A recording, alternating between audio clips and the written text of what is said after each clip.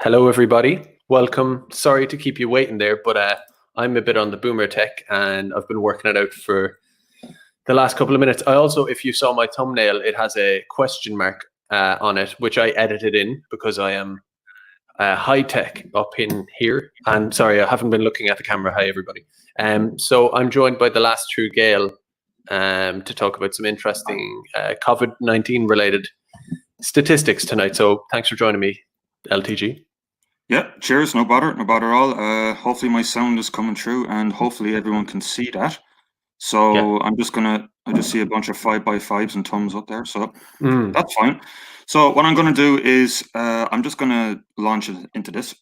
So what this basically is a comparison between, so what we did is we gathered a data off the website. There's numerous ways you can do it. You can do it manually. You can do it kind of with a web scraper.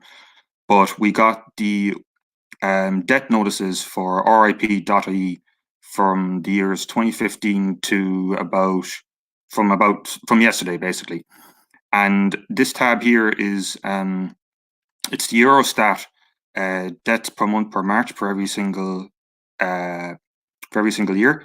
And I wanted to bring this slide up just to emphasize that, yes, I know there's a difference between debt notices on the main website in Ireland and the main Eurostats, but you can see there they're pretty much, they're not perfect, but they're more than like 95%. They're more even like 97 or 98% perfect. So they're a very, very good or excellent proxy of what's going on right now. So I want to divide this out into maybe two different sections, two different components. We can maybe look into other stuff later on, but just the main two for the time being. The first one. Can I jump in? Do you mind? Yeah, work away. Yeah. Okay, so just to keep my the way I see it, if I can understand it, anybody in the audience will. So you have, and just so we're seeing the same thing, you have the time GEO and Ireland. So okay, so that's the time, and that's for the month period. What is that period counted as? That's the month of March. So if you see, like, you've got 2016 March 2846 officially reported death statistics, and the stuff we scraped off, or what was scraped off, RIP.ie 2849. There's a difference of 3 there. Okay. 2597 2630. So a difference of 3368 125. And at the time this is put together, we didn't have all the March data, so we don't have that for 2020. There's a small typo there, but basically it's just really to emphasize that this does work. Like, you know, it's not the method. Yeah, the method of getting the data off RIP.ie as a proxy for figuring out the impact of the coronavirus and on death statistics on the whole. So yeah, is that okay? Understood. Yeah. Cool. So just basically back to the two main areas we wanted to divide this up into. So the first area is that there's been this kind of like 5G area denying that the whole thing exists. We're just going to show very quickly that that's completely false and complete rubbish. And then the second one is basically to show how the government might actually be underreporting the death statistics that have come through with the HSE. So with that, I'll get into it. So let me just bring up the Excel here. Let me just move that there. And so here is, if I scroll across here, here is the yearly death statistics with a 7-day moving average across the whole year. And I'm just going to jump in there again for the slowest kid in the room, right? I happen to know this because you've told me recently. 7-day moving average is basically, for those who don't know, that's basically a way to just clean up the data to make it more legible, isn't it? Yeah, exactly. So if I go back to this slide here, this is when you don't clean it up, and it's a lot harder to see. But if I take a 7-day moving average, it flattens out the whole curve, so you're able to see what. Yeah. But it's not juking the data. It's just it's not changing it, because people might say, oh, that's changing it to the way you like it. It's not. It's just a way to see the actual trend to visualize the trend properly without kind of noise getting in the way of it effectively. Yeah, exactly. Yeah. Yeah. So that's the 7-day moving average gone anyway. So you were saying. So if you take a look at it, you can see the year break out across here. And typically for this period of the year, you tend to have about 90 to 100 deaths on average. But if you take a look at the 2020 period for April here, we can see it shoots up to an average high of 139.8 deaths, 7-day moving average per day. And this is far higher than any other point in the past 5 years. The only points that have come close to it has been a bit of a flu season over here in 2017 and the Beast from the East in 2018 with that one big spike. But this whole thing is kind of unprecedented.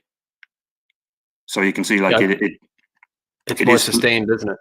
It's more yeah, exactly. It's unprecedented. It's more sustained. So anyone who says that this isn't happening, unless you want to say that, like, well, I'll just address kind of maybe 2 points. The first one is that, you know, people could maybe argue that this is all because of suicides. This is all because of people getting stressed out and all that kind of thing. But I don't entirely agree with that, because I want to show you something there. There was a paper, and I've actually checked this up with a couple of other papers, but this is the main one, that a Twitter user called Richard Clear sent to me.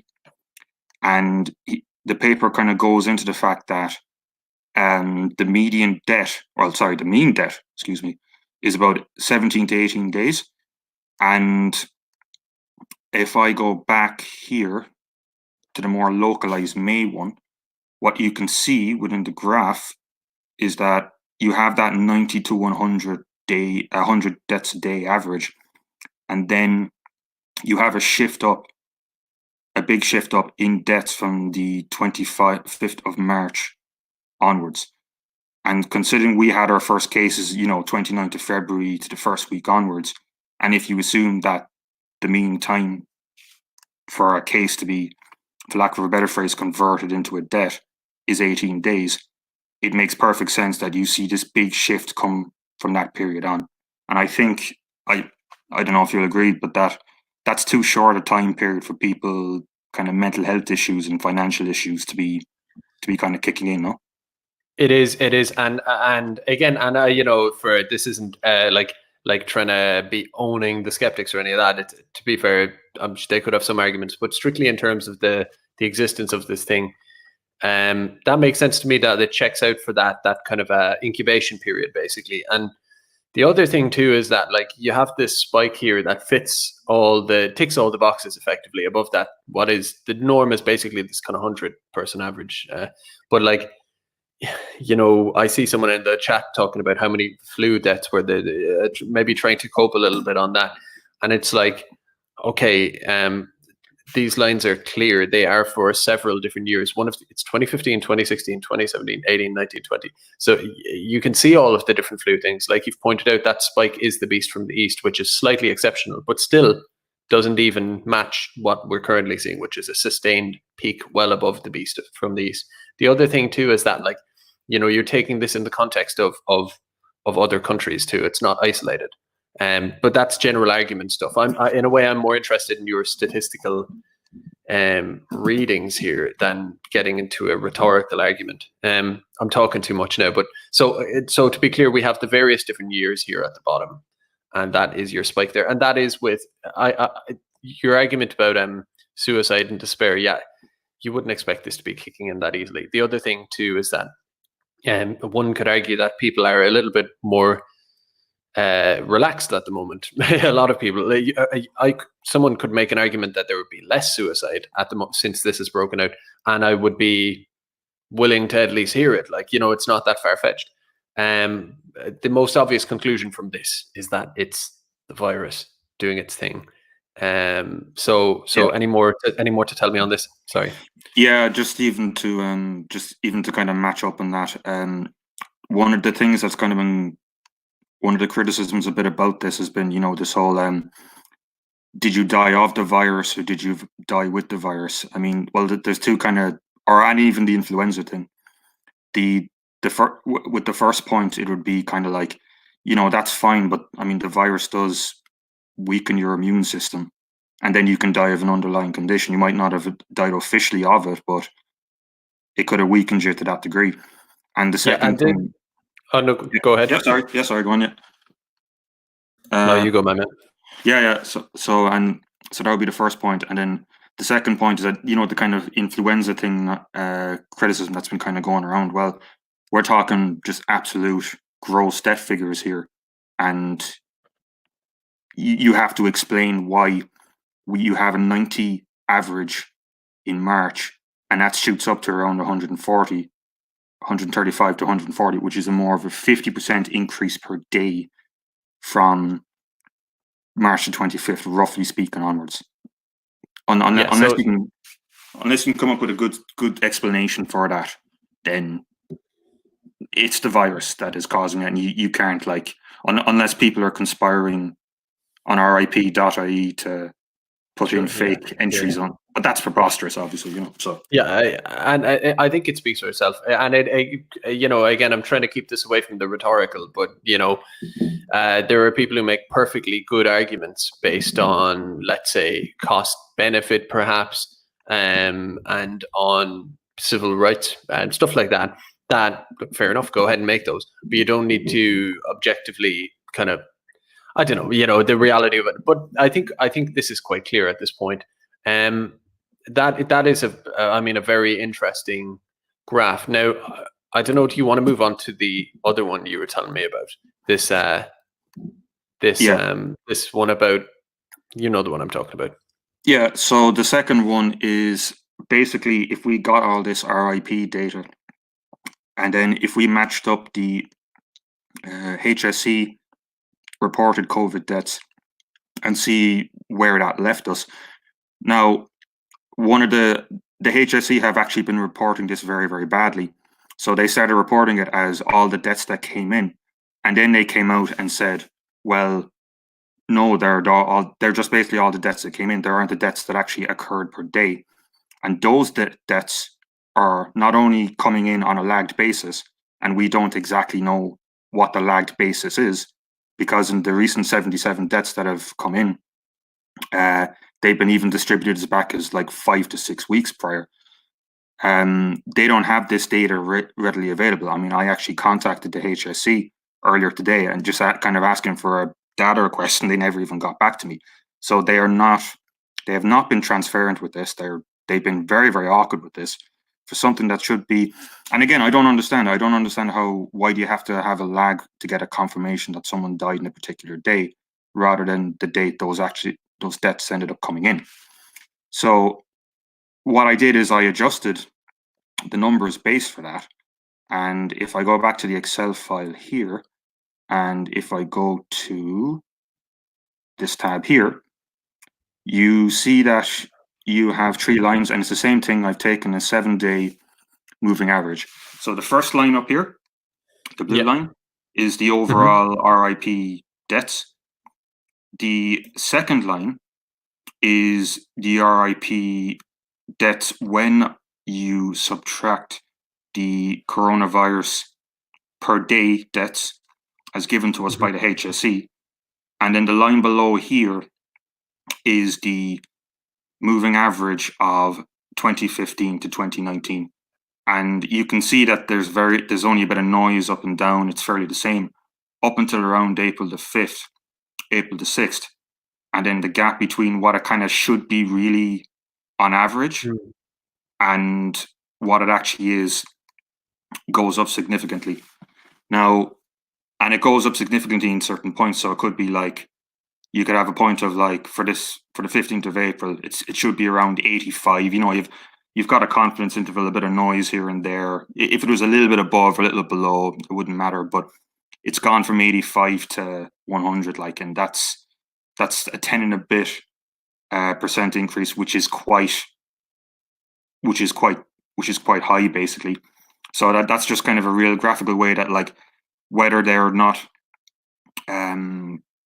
reporting this properly or whether there's way more to go in terms of the lags, or whether it's because of the fact that, you know, with the recent health or nursing home breakouts with this virus, one of the things you've ended up seeing is, or they were talking about, like, some people in nursing homes would not end up getting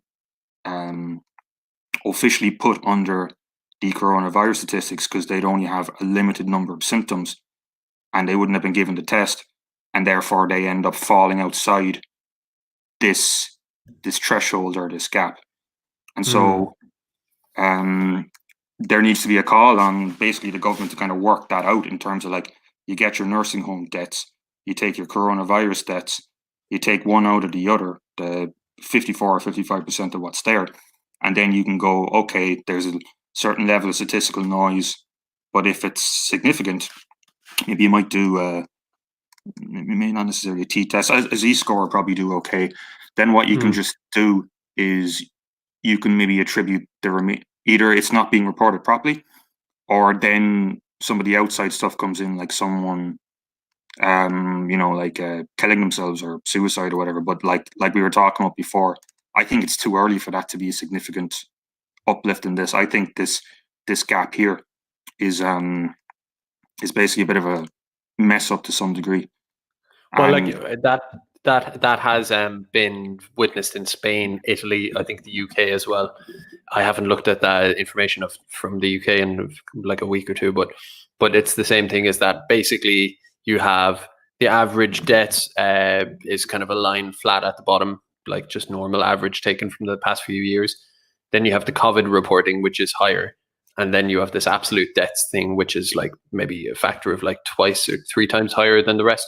It's to me, the absolute death rate number versus the norm, what you can take as a norm over 3 or 4 years, the gap between those two lines with the COVID one in the middle just says everything, to be honest. And the lag thing, I mean, do you really believe that they can't? I think they're trying to make it as unlegible as possible. yeah, I don't know what you think about that. no, I fully agree with that. I mean, like, even one of the most peculiar things, and again, no journalist has called this out, is why are they reporting median figures rather than average figures? If you've got a skew towards nursing home deaths, you're just going to get a big chunk of people right over there on the right hand side in terms of the median. So, I mean, an example might be if I take four numbers, 30, 80, 80, 90, right? So the median there is 80. So 30, 80, 80, 90 divided by 4 is 72. So you get an 8-year gap there. So it's, you know, if you start reporting an 8-year down gap like that because you're using the average, maybe people panic more, or maybe people look at the thing in not a better way. I mean, all it takes is a few 40 or 50-year-olds and the whole thing gets skewed. So I'm very suspicious of them reporting the median rather than the average for that particular example. But if you want, I can, because that's just a graph there, but I tried to do a little bit of, could I quantify the actual number of deaths that they're underreporting by? So I can just go to that tab if you want. Go for it. Yeah. Oh, sorry. So if I go to the results tab there, so if you can see that, so what these numbers are is, I picked the period 16th of March to the 18th of April because that was kind of mainly when the first deaths and that lag forward. I thought that balance was kind of the best.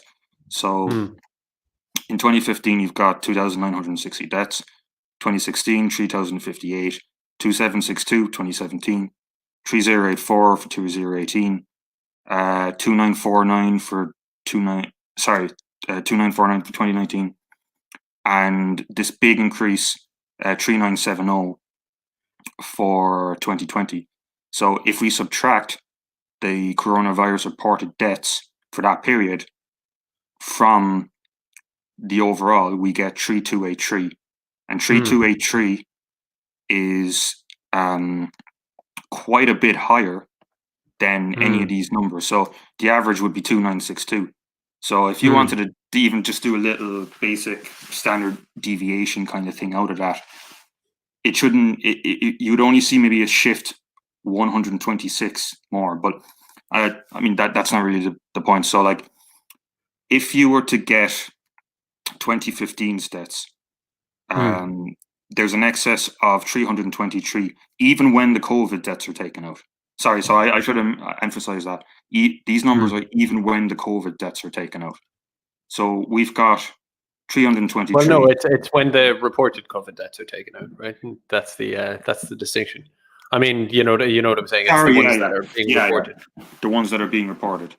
But when you take that out, you're still left with like 323, 225. 2017 was actually a very, very under death year for that period. 2018 was the opposite because of the beast from the east. Excuse me. 2019, 334. So we're on about, for that period, because as of the date that I kind of selected, we had about 684 deaths. So we are on average underreporting this from kind of on the lower side, 200, 225, as you can see in 2016, and on the higher side, 500. But those are kind of outlier years. So when you take the average, 300 to 400 deaths we could be underreporting this by. So you say 300 to 400? Yeah, but I took an average there, but like. Okay. Yeah. So that's over roughly a month, right? Yeah, it's a bit over a month there, but call it a month. You're about 300 deaths off, and that in the scale of things that does matter, because if we had, I might have a little bit of feedback there, by the way. Maybe that's me. Anyway. Okay. Yeah. Yes. Sorry. Okay. Can you hear me? No. Yeah. No, I can hear you. But it's like the scale matters there, because it's not like 500,000 people die in Ireland every month. If that was the case, then 300 wouldn't matter. I'm kind of making it really simple basically here, but like that does matter. Like how many people die on average in that period of time? It's about like 3,000 on a bad year. So I have the Don in the chat here, the Don saying maybe they're just as incompetent, or maybe they're, what did they say? It was here. It was back a while ago. Maybe they're just that incompetent, basically, and it's not a ruse. They're just massively incompetent. What do you make of that? I mean, that could be the case too, couldn't it? Yeah, I mean, based on what they've kind of done over the past couple of months, I mean, aren't we like the top 10 in terms of deaths per million? And I think someone quoted out before that, like, if you control it for populations like 6 million or 5 million and below, then we're number one. Like we're not doing well. The old 6 million. We're not exactly playing a blinder with that, like, Yeah, it's like I think we are currently number 9 in the world for cases per million, and as of today, we are number 3 in the world for deaths per million. When you exclude San Marino and these countries, when you count for countries that are over a population of 1 million, we are number 3 in the world for. Sorry, I've got it the wrong way around. I think we're number 3 in the world for. Number 3 in the world for cases per million, and number 9 in deaths per million, according to kind of your worldometer or whatever. So they can't afford for it to be any worse than it is, I suppose, is one argument. And we are talking about Irish Fine Gael Gambine politics here. So whether it's incompetence or malevolence or corruption, either way, the facts remain the facts. And the overall RIP deaths, I think, if I can speak for your work,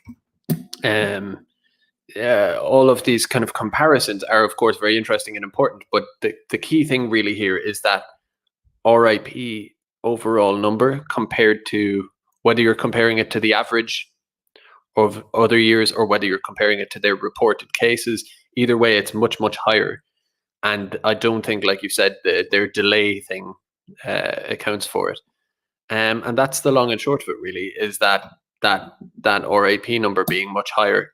And again, the RIP method checks out, like you've said, with Eurostat. So it would be nice if the press were to be a little bit more inquisitive on this. Yeah, no, definitely.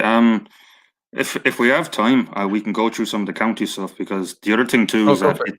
the thing is mainly focused within Leinster and the East. But if you go to a lot of counties, and this might because I mean, I think we were saying before, like I don't think anyone or we have anything against someone like like John kind of saying that things are too extreme and too authoritarian. I just kind of wanted to point this out to say, like, there is a virus that is killing people, and the numbers are underreported.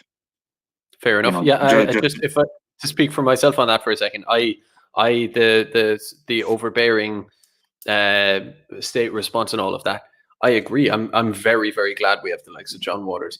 And again, it could be imposed in a very stringent way that it can contain the virus. You hear people talking about like keeping elderly people away, but young people. Take an example, right? This crossed my mind recently. Yeah. If I can go off on a little anecdote, is that I was doing a video about Yugoslavia yesterday, right? And I got me thinking Novak Djokovic. He's a Serbian tennis player. He's number one in the world, and the controversy lately has been that he refuses to get the potential vaccination for this virus. So the tennis federation or whatever might not let him play, and that's preposterous because you're talking about a man who is going to be in the middle of a stadium, far away from the audience, if there even is one. The whole idea of tennis is that you're kind of generally on the other side of the court, right, to your opponent. And that aside, he's probably like an example of the healthiest person you could possibly be, right? He's a number one tennis player in the world. I think he'll be grand anyway if he does get it right. It's preposterous. So keeping young people, letting young people, younger people, non-immunocompromised people out, all these options are valid, and it's important to take those into account. So it's like, again, I just want to stress your point, or at least agree with it, that it's not an argument against a certain form of skepticism of the measures. It's just the facts. The facts are important, aren't they? So you were going to say? Yeah, no, I was going to say that, like, if anything, some of the stuff that I'm going to show now will actually back up John's point a bit. So what I mean by that is, if you take a look at, say, not wrong one. If you take a look at Donegal, for example. Mm-hmm. Donegal has had some of its lowest death rates in the past 5 years. So, like, now, I mean, like we were saying before, there's a bit of a 3-week lag if you're one of the unfortunate people who's in that danger zone. But an honest question is, if you're a county like Donegal and your deaths are some of the lowest in 5 years, does it make sense to keep an entire county on lockdown like that? And honest, open question, and you can see it there, like, the black line. Someone could argue, well, if you don't have them on lockdown, you'll end up with a Singapore situation where, it's like the opportunity, the kind of the alternative reality where, well, maybe if you didn't have them on lockdown, it would have spread. But no, obviously, people in Donegal are more diffuse than people in Dublin are. It's simple as that. And yeah, you could just let them. I mean, the whole idea is flattening the curve. So, like you're suggesting, Donegal doesn't have any curve to speak of whatsoever. So why would you be trying to flatten something that is flatten a curve that is lower than normal? It makes no sense. You would at least, you should let it. The idea that Gardaí would be, and I don't know if they are, but the idea of Gardaí going around Donegal patrolling people back, into their houses because they're taking a walk or whatever it may be, is preposterous. Dublin, whatever, you could argue for that. That's interesting. If you take a look at Dublin, Dublin's way off the chart there. So, I mean, if you were to kind of go along the line of shutting off Dublin, yeah, sure, but like, I mean, like, you can take a look at more counties here. Like, I mean, let's go for, like, the commuter counties are the ones more to the east are much more worstly affected. So if we look at Kildare, Kildare has a bit of a big spike up as well. But a lot of the west and a lot of the some of the counties in Munster as well are not as badly affected. I mean, What's Cork's? Sligo, What's Cork's one like? Cork's is actually surprisingly good, or better than I thought it would be. Very good. Okay, So I that's not mean, bad. I mean, you like still haven't Dublin, reached east from these levels there even yet. Like, yeah, I mean Dublin is basically just a line just shooting up, or even the Kildare one. But Cork is kind of flattened out a bit already. But even like compared to even the Dingle thing kind of going on yesterday, like Kerry. I mean, Kerry it was higher in 2018 there. I mean, it's trending upwards, but I mean, like it's it is kind of just an interesting kind of thing to point out. And of course, like just because it's like that today doesn't mean that like if you've had a cluster breakout in a nursing home today and you've got a bunch of deaths spike 3 weeks time, of course, like this is not a kind of it's like this now, therefore it's automatically okay. I'm not saying that at all, but what I am saying is that like some counties are objectively less hit by this, and the ones that are most hit are Dublin and your kind of commutery kind of counties around it. So Kildare, Kilkenny. I think someone could make the argument that, listen, Ireland is a small country. If Dublin has it worse and Cork a bit less and whatever, it is a small enough country to say, let's just shut the whole thing down. There's no point. If you try to put a ring up around Dublin, well, people will just leave and spread it around. And how, like if we had a massive country, then maybe isolate these urban areas, these massive metropolitan areas. But given that like Dublin's metropolitan area is a good chunk of Ireland anyway, and we're also mobile, then why not just shut the whole thing down? I do want to just address a point Keith Woods is making in the chat because it deserves. So he's saying, I think it's referring to us. If the lads think the numbers are underreported and this many people are dying, why would they oppose lockdown measures? Seems like fence sitting in the extreme. Now, point taken, but Yeah, I mean, that's a good point. For example, it's like, to me though, I feel like the answer is obvious. It's like, it's not a matter of, and I we've all talked about for example, with Keith's videos on the state and power and all of this kind of stuff. Fair enough. And I know Keith isn't kind of on with us to answer for himself. So this isn't some kind of like blood sport or anything via chat. I'm just making the point that,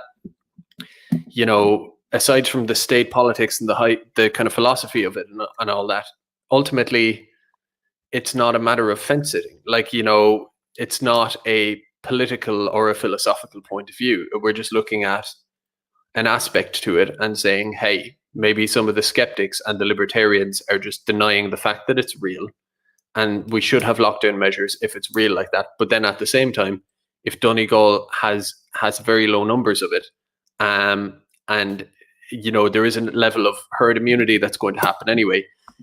Basically, it's I don't even know how to answer it. It speaks for itself. The Donegal argument makes sense. I mean, you could have. I'm not arguing for everybody to be doing like going to raves together in Donegal. I'm just saying Donegal could maybe have restrictions, but just have tailored restrictions. It's basically a little bit of subsidiarity. You let. I mean, it just makes sense. People in Donegal, let them have slightly less stringent rules than they have in Dublin city centre. I mean, that's not to have a nuance on that. Isn't to be a fence sitter, because it's not a fence sit issue. It's not like, are you a communist or aren't you? It's just a practical matter. But sorry, I hate to go on, and it would be easier almost if he was on with us. But he's saying, no, I'm just saying, why add the caveat of supporting what Waters is doing if these numbers suggest it's necessary? I mean, maybe I'm diplomacy cooking slightly, or I mean, is that unprincipled? I mean, first off, sorry to be ranting on here, LTG, but I'll be interested to know what you think after. But I don't even know the extent of what Gemma and John are doing in the court. No offense to them or to whatever. I haven't really read what the story is. I've made my position clear in regards to the conspiracy side of it, the kind of blind libertarian argument to it. Generally speaking, I come down on the side of the state should be used. Basically, Keith-esque arguments. I come down on that side. I'm just giving the devil its due to an extent, basically, and not even the devil, but and also just to emphasize the point of separating the civil rights argument from the fact argument. So, like, do you remember earlier when I said I didn't want to get too rhetorical, because that's a different video? Yeah.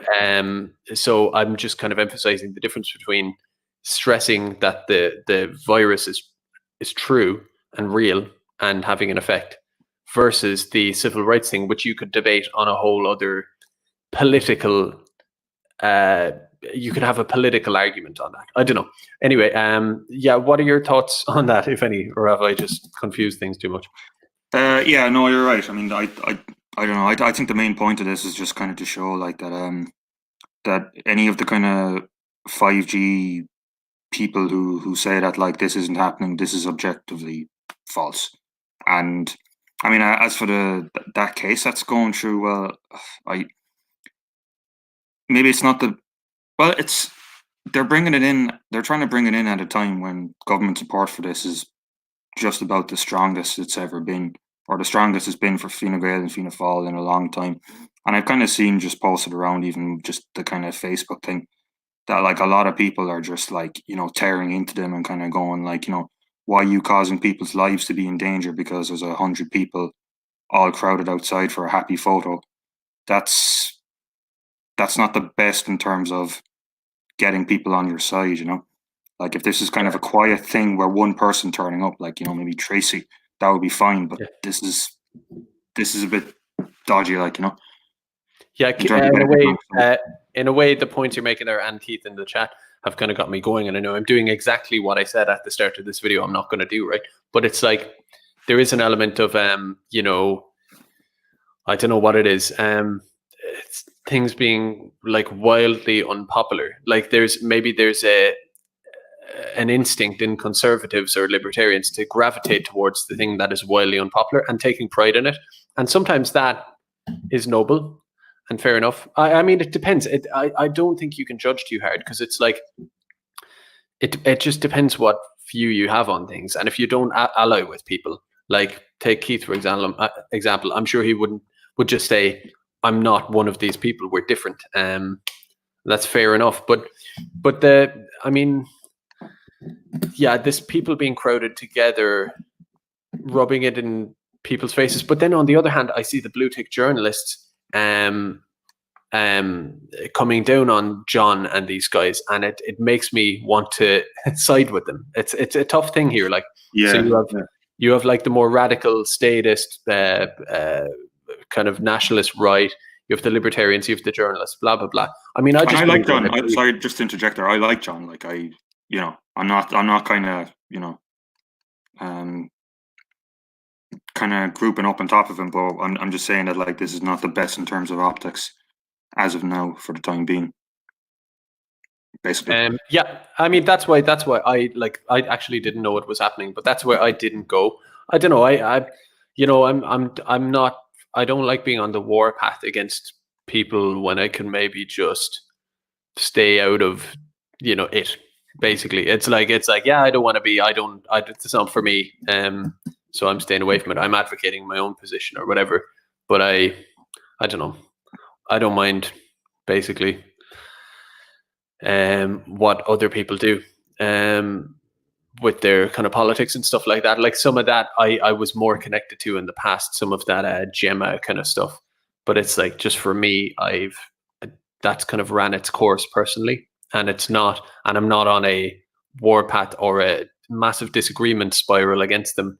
It's not so much for me anymore. Do you know what I mean? Yeah. I don't know. That might sound diplomatic and gay, but it is what it is. So the most important thing here was the graphs. Graph Twitter, graph YouTube.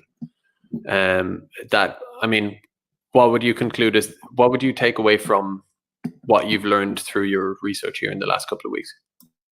What would I take away from it? Well, if you were to kind of make a kind of an emphasis or kind of a policy point, some areas are being affected way more than others. And if you were to try to think about bringing in a lockdown, Donegal would be just about the first place that you would ease restrictions on, and the more kind of urban eastern based areas are going to be the ones that are going to be the most you're going to focus last on. And I suppose even on top of that too, like, you know, it's kind of like someone was just saying there in the chat. I mean, like, all we had to do was shut down the planes, shut down the borders, get everyone compulsory wearing face masks, because there have been a lot of good stuff showing that, like, even if you wear a towel around your mouth, there's a good paper by a Japanese university. I could link it down below, but it was basically saying that even if you wear a towel around it, not even a special FFP2 mask, you can reduce the probability of you getting infected in a big ton of virus, even if you get it, by about 36 times, because the virus will just end up getting filtered out all over the place. You know, so that, I mean, that's all we had to do. And if we did that, we would have had maybe the same numbers as New Zealand. We'd have a recession. Things are bad. But now we're facing global depression with everyone kind of young and working, massively in debt. And it's all thanks to not shutting the borders, basically, or any of these policies. Yeah, simple as, really. I mean, I still have thoughts coming to me about this Keelings thing.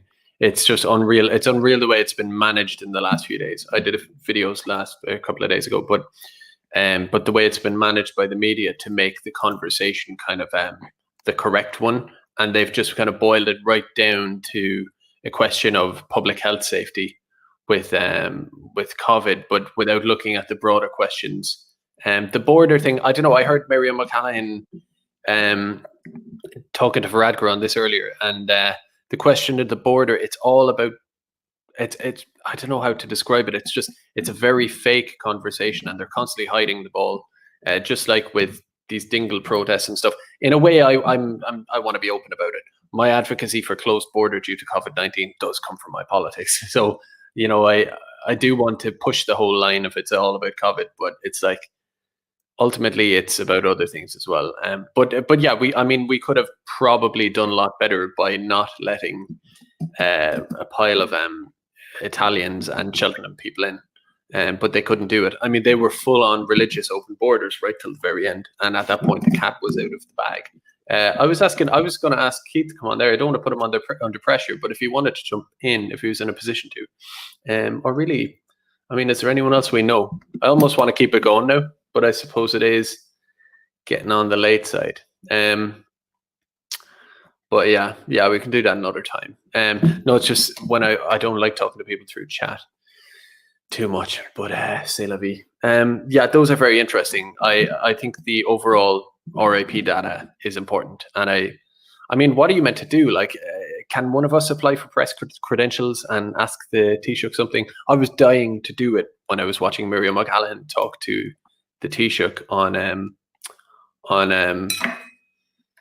primetime. I just really wanted to jump in and just, like, she's asking him about the fucking the Keelings thing, and I just want to jump in and say, hey, why don't you pay them more? Like the simplest nationalist arguments, you could call them nationalist arguments, like nothing. It was utter, like, I had it written down there. I took notes a while ago while I was listening to Varadkar and Miriam O'Callaghan. I can't say the word I want to. I have written down here. It rhymes with runt, and it's got C at the front of it.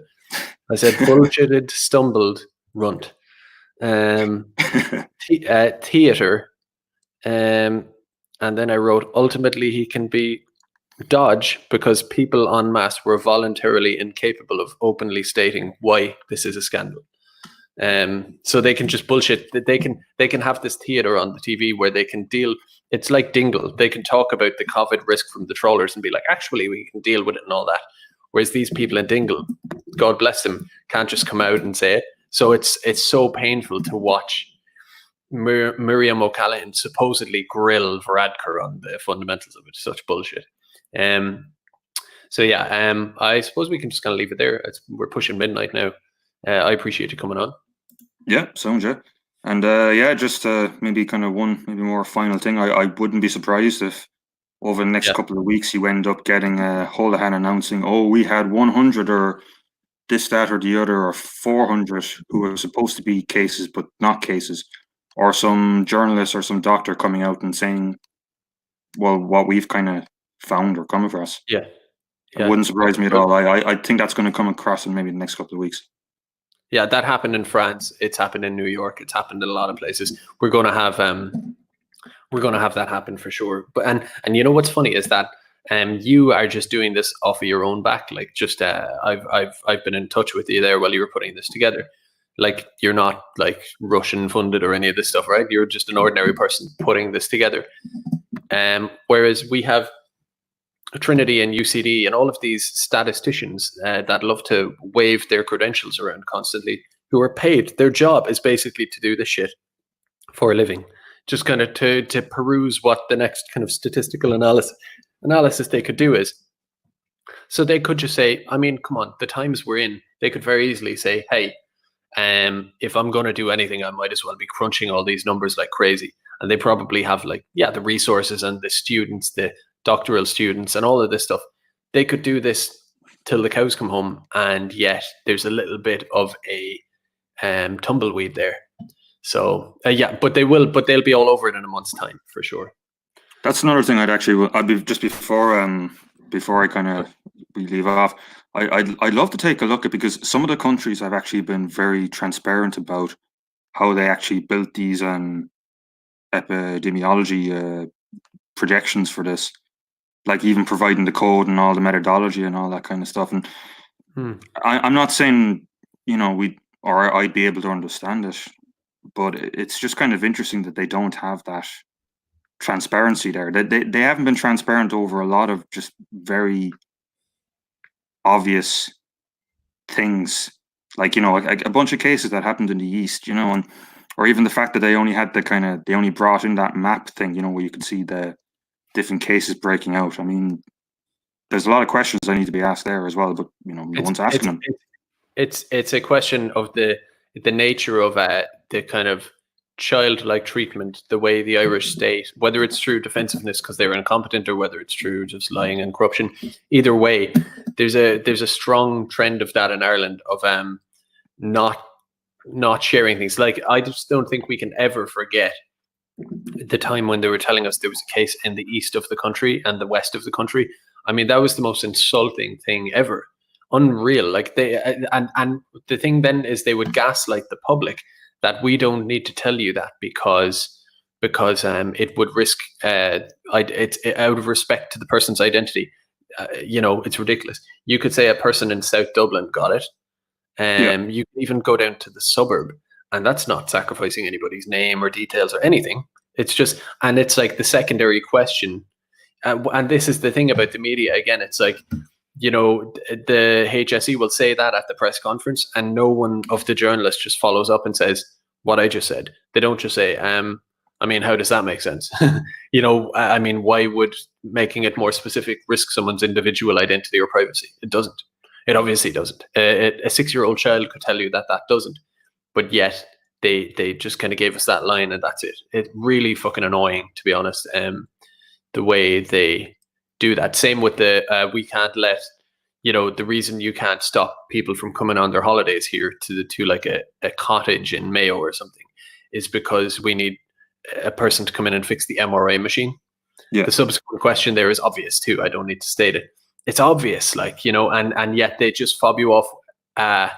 And also they have this army of journalists who are scolding and chastising people for asking basic questions. It really has shown me that the media are not, I'm stating the obvious here, but they're obviously not there to inform, but they're there to do the direct opposite, not only to disinform or misinform, but to almost undermine the very principle of people informing themselves by themselves, to get in the way of that and to chastise it, to marginalize it. And that's what journalists do. I'm the one with the blue tick. I'm the one who's the researcher. You're not. Therefore, you should shut up. It doesn't matter what your data is. And of course, like you said, we'll see them coming out with this shit, this excellent material. that you've put together. We'll see this in a month's time. They'll come out and they'll be like scoop alert, scoop alert. So yeah, and even though that even adds to a very kind of demoralizing effect. I mean, I kind of even remember just like hearing a couple of stages of like, you know, a case broke out in on a road that I kind of know of, quite a few cases, and you know they found out of the cases, but they weren't entirely sure because through, you know, WhatsApp or Facebook or kind of people talking to them, you know, kind of left, right, and center. Like, you know, we saw a van drive by and these guys in like hazmat suits or whatever, like just jumping out, like, you know, and yet these people are being told the same thing, that like, you know, you shouldn't listen to them and you should listen to the Irish Times or the HSE, even though they've only been telling you a number that, you know, a case in the East, but case in the East doesn't help you if you're 75 years old and you need to isolate yourself as quickly as possible. You need to know exactly or very close to where it is, you know? Yeah. That stuff was going on all the time, you know? I think they really showed their hand as well, to me anyway, with the Paddy Cosgrave thing. Say what you want about Paddy Cosgrave, but the way they came out in this kind of ritualistic hatred, it was just very obvious. Like, you know, it's not like they're genuinely or whatever he's saying. You know, the idea that you're saying something, it's almost like kids in a classroom,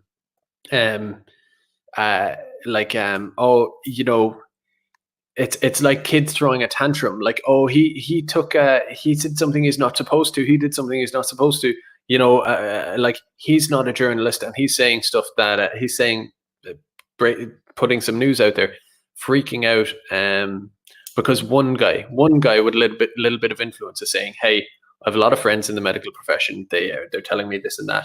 Another thing, just by the by, for those interested, I've heard. So speaking of Paddy Cosgrave, or kind of that the effect he was having, I've heard through people that you have in inner city Dublin, you have clusters among Brazilians and among Roma gypsies, and that should be obvious. That is from obviously Brazilians being 10 to a bedroom as delivery drivers and, you know, basically like fruit pickers, like this kind of migrant labor, and obviously Roma gypsies doing the same thing. So again, it's like for the likes of Keith there a while ago, was talking about why climb down, why like make concessions on the, let's say, some of the John Waters arguments for we don't need to go full blast on the shutdown. I would say, why does someone in northwest Donegal need to be patrolled and harassed in the same way as a bunch of Roma gypsies in Dublin, who are like, you know, like not only 2 meters, they're within 2 centimeters of each other. A lot of them are packed into this kind of housing, and Brazilians, clearly to be fair as well, it's also homeless people in Dublin, because again, they're in crowded accommodation. But it's different. The situation should be different for a person in the rural parts of the country than this kind of than this Babylon that is Dublin, basically. And if that makes me a libertarian, you know, fool or whatever, it's like, then say what you will. If I'm seeing in the chat here again, okay, so. But if Waters won the entire lockdown, would be deemed illegal. The court case. Okay, to be fair. Sorry, can I just interrupt for 1 second? Chopper just asked, I believe duplicates have been removed, correct? Yeah, they have. Oh, yeah, that's important to yeah, mention. sorry, we should have said that, because a lot of times there's duplicates at the start, but yeah, we did remove that. So yeah, just go on. No, that is important, because people would be coming in well actuallying you, and that's important. No, just I'll finish up now, but just speaking of the John and Gemma trial, I suppose I should do my due diligence and figure out what that's about. I assume the crux of it is to say that all of this shutdown measure is null and void, it's unconstitutional, etc. I mean, so yeah, I don't want to speak about that. I want to have a look at what the case. I mean, just finally, do you know anything in more detail about it? No, I can't talk about it with any bit of kind of remote confidence or anything like that, to be honest with you. And then the Patriot says, if Waters won, the government would be forced to come up with constitutionally compliant lockdown legislation. Fair enough. Listen, there's a lot of people arguing in the chat. I saw people arguing about like a lot of stuff earlier. Like I was like pretty tangential as well. So I suppose I should just try to avoid getting into that.